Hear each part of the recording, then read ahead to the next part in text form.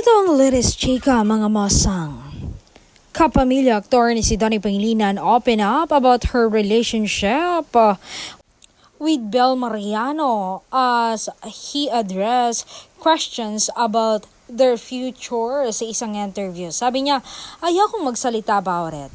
If ibibigay siya ni God, then okay. If hindi, then okay. Basta ang importante is grabe yung growth ko with Belle. As in, nag-mature talaga ako and sa mga decision ko sa buhay. And may part sa puso ko na sana nga siya na.